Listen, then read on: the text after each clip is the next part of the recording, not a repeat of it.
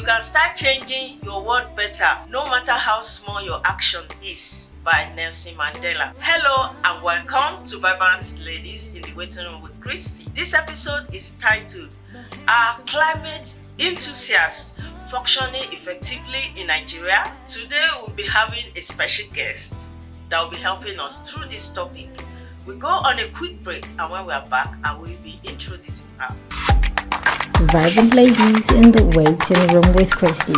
Keep watching Vibrant Ladies in the Waiting Room. Our vision is empowering and encouraging single and married women in their waiting period. Keep watching Vibrant Ladies in the Waiting Room with Christy. For counseling, prayers and sponsorship, contact 0803 112 2669 and 0809 424 2503. You are most welcome. Thank you very much. Mrs. Fola Adams. It's a pleasure to have you here. Pleasure is mine too. Can we meet you?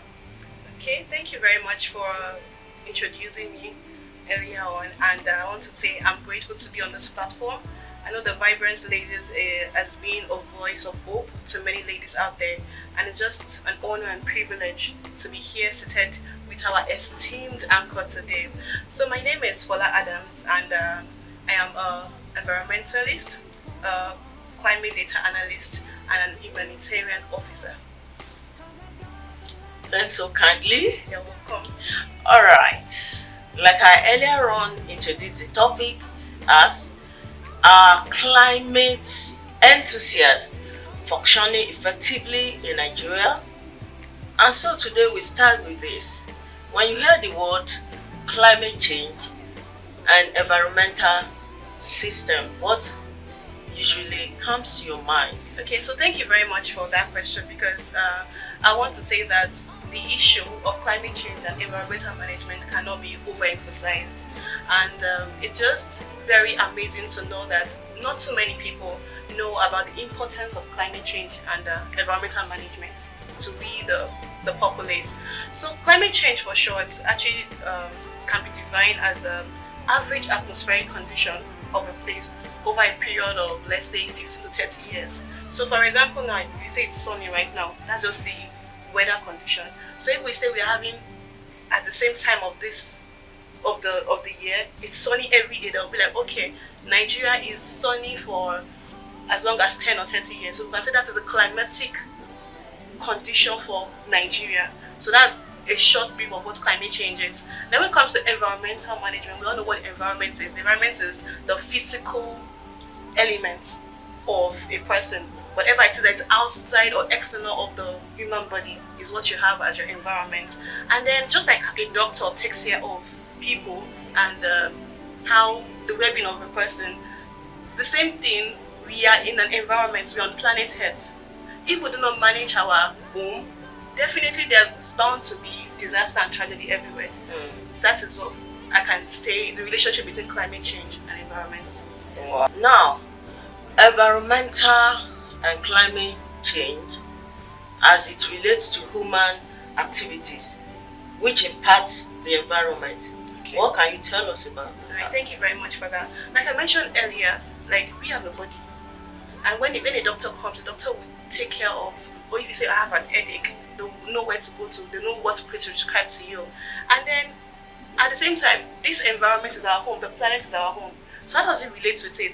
How do we relate with this environment? For example, when I was coming to this interview, the studio today, I entered a vehicle. I applied on a landscape, which is actually the road. I interacted with the environment in a way, because I entered the vehicle. What did the vehicle do? How did the vehicle interact with the environment? Eventually, what happened in Lagos right now, emission happened. There was an emission of gas into the environment. And then it was not only me that was on the road. We had so many people on the road. So you can imagine it's so many emissions of vehicles on the road. And then this atmosphere that we look at that actually envelopes the air that we breathe in. If we get to a certain level, when there's too much, the amount of CO2 that's being released into the atmosphere, we cause a break in the ozone layer. Wow. I don't really want to go too deep into it, actually, but when there's a break in the ozone layer, that's when we start having excessive global warming. And what happens when global warming happens? We have heat wave, we have flooding, numerous how do I put it, ripple effects or to that effect. So me just coming here, I have a carbon footprint that I've interacted with the environment. You coming here to add another carbon footprint to it. So imagine everybody just in Lagos or everybody just in Nigeria, how we are interacting with the environment every day. And this is just ordinary transportation. No? There are other ways. When we cook, we will eat today now. We will cook. What kind of energy are you using to cook? Is it clean enough energy? Is it green enough? Are you sure you're not emitting gases into the atmosphere that can damage the atmospheric layer? Wow. So these are questions that keep us, Did you say the energy clean enough? Yes, the energy How you use to can cook, that? the energy you use in transporting yourself, the energy that our industry use in manufacturing their goods, how clean is the energy? Wow, that's interesting. And an environmentalist seeks to protect The environment. Yeah. So how can that be done? They seek to improve and protect the environment. Yeah, like the question for this our interview is, are climate enthusiasts, are they functioning in Nigeria? There's so many climate enthusiasts just like I am. I'm actually privileged. Yes, it's natural to me because I studied environmental management in my undergraduate level, and then thankfully I went ahead to study informatics for climate change at the master's level. But there's some people that they never even studied in school, but they're just passionate about taking care of the environment, making sure that this environment that we have, the next generation can be able to breathe in clean air. Wow. Because if we continue to go as business as usual, or if we do not listen to the advocates on climate change, advocates on environmental management, the rate at which we are going to get to the level that we might have to all be using nose masks on the streets. So, as a climate enthusiast who is passionate about environment, but all we are preaching is, let us be able to make the environment safe enough for the coming generation for a sustainable living and sustainable development. Now, we say that people have been listening to the climate enthusiasts. Okay, Okay. very good question. Because when it comes to climate change, I'm sure some persons, when they see this podcast of this program, they're wondering, what are you thinking of climate change? Because not so many people understand climate change. Some persons will be like, this world, we met it here. There's a way the universe has a way of controlling itself. It's a system. But no, really, just like how you take care of your body, if you mishandle your body will tell you that you didn't take me to the doctor. The same thing with the environment that we are actually staying in. So is it popular? This issue of climate change, is it popular among people? I will say yes and no. How? Yes, in the sense that when you come to the learned class of people, to people that they've gone through the 4 walls of school, or people that actually have access to the media, to the TV, the radio, they might one time or the other have heard things about climate change or environmental management. But when it comes to people way back in the urban region, people that don't have access to any social media, any information, I'm sure when you go there and tell them climate, they'll be like, why are you disturbing yourself?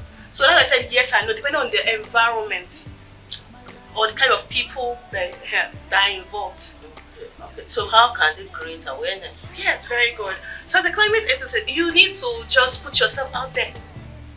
You need to preach about the need for clean energy, the need for the reduction in waste.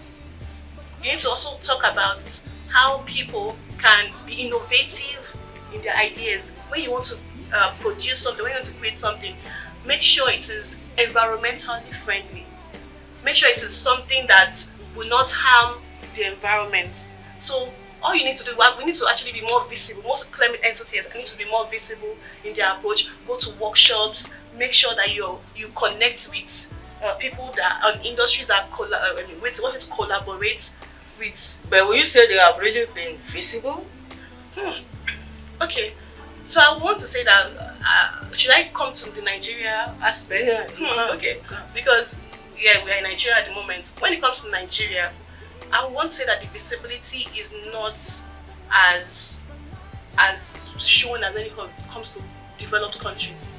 Yeah, in other words, in Nigeria, they've not been functioning effectively. For example, I should use my own case as an example. So after my master's degree, I came back to Nigeria, and I was looking for a job as a climate data analyst. And honestly, I feel like the only place I could actually get a job, or where they will understand me, is either it's not a weather station, that's a weather forecast station, or the airport, or as a lecturer. But I don't want to do any of those things. If it is actually like in the other developed countries, I believe that I might be more situated in places where they understand my usefulness in predicting future occurrences using climate models. So I feel like it's a work in progress when it comes to Nigeria. We are getting there gradually, that's what I would like to say. Because there are so many advocates, and the last United Nations Convention, we have so many Nigerians representing us over there. So we're getting there. So what would be your advice in that regard? Okay, so I want to say that it all boils down on the system that we are in. The government needs to actually support more of people like us that were in NGOs. Like for example, I actually run an NGO. I'm a CEO of a non-government organization. So they should support us with finances, so that we can be able to get to the grassroots and be able to sensitize people about climate change, so that they can be able to make better practices, for sustainable development. Alright, thank you very much. Hello, Biasade. I'm sure you have been learning so much about climate change. I have no doubt about that. Before we draw the curtain, we go on a quick break, and when we are back, we'll do that. Stay tuned with us. Vibrant Ladies in the Waiting Room with Christy. Keep watching Vibrant Ladies in the Waiting Room. Our vision is empowering and encouraging single and married women in their waiting period. Keep watching Vibrant Ladies in the Waiting Room with Christy. For counseling, prayers and sponsorship, contact 0803 112 2669 and 0809 424 2503. Mrs. Fola Adams, thank you so much for coming. We've been enjoying you. We'll be talking about climate change, environment, and every other thing in that regard. Now, can you tell us about your personal ideology and how you see it? Okay. Thank you very much. Yes, I know I'm also very passionate about climate change and environmental management, but at the same time, for every human, there's something that drives us. And then that's like into my personal mission statement, and that is using potential-based knowledge for creative development to help people in depression. Yes, it's very surprising. Like, why depression? Why depressed people? Because I want to believe that a lot of people are get depressed easily. Yes. And they might not even know they're even depressed. Yeah. So I want to believe that if a person is depressed, the person will be able to fully maximize their potential. So I just want to see people come out of that depression so they can maximize their potential. And then I believe that your environment also has a way of affecting you. Wow. In a way, so it's still kind of So connected. You can still depression too. Yeah. So when you change your environment, definitely you'll be surprised that you'll be lifted up in a way in your spirit, and then you can begin to change. So my mission statement is helping people come out of their depression so they can begin to maximize their full potential. So how do I cultivate that? When you come around me, I want to listen to you. I want to be able to be a shoulder to lean on. And basically, I might not be a person that will be everywhere, but when you come to me, I'll give you that space so you to be able to open up and then advise you on how to get out of this place. Wow, I like that. That's an interesting one. Thank you very much. That's an interesting one. And just before we close for today, this program is called Vibrant Ladies in the Waiting Room with Christy. In other words, so many people go through different waiting rooms. I believe you've been through a waiting room. Can you just tell us your experience and your advice? Okay, so thank you very much. So like I mentioned about my personal mission statement, helping people out of depression, it must be that I might have been one time depressed in my life. I mean, I've been actually in a state where I didn't understand what my mission here was on earth. That is it about people. In other words, when you don't understand your mission, why you are on the earth. And the thing is that you're not meant to compare anybody. Yeah. Like God is a diverse God. Exactly. You are meant because to you are unique. You are unique. There's a strict assignment for you. So the time that I was actually in a part of Nigeria, actually be more precise, so I was in Abuja. Then I was not yet married. I was with my dad, and yeah, thankfully I have a parent that actually very supportive. So after my undergraduate university, as a typical Nigerian person, you are looking for a job, and then the job came, but when it came, it was too stressful, and I felt that fine. I've been able to acquire the skill of garment making, so let me just pursue garment making. And before I even went into that particular garment making, I already had like my set of styles that, as in specific people that I want to. So it's not like I said I just wanted to do it because everybody's doing it. Wow, I was actually like focused. I knew the class of people that I was going to be attending to, but it happened that I got into it and it was just not working. I was going to ask you why was it not working. Okay, so I had clients owing me. So it was more like as if, oh, don't worry, we'll come and pay because maybe of my stature or the way I looked. So it was really just, and then maybe also because of the kind of heart I have. Then when you're in Abuja, there's a way you can price things. If it's not so exuberant, people will be like, maybe you are not that A-list kind of tailor. And me, maybe because I'm too kind-hearted, I feel like it should not be so expensive for you to sew your garment. So it was really just not working. And then I got a leading to leave Abuja and come to Lagos. Wow. I didn't know anybody in Lagos. And then, luckily for me, there's a family of a friend of mine that actually took me in. So that state of coming to a place where you don't know anything about, Lagos was the least of places I would ever want to be.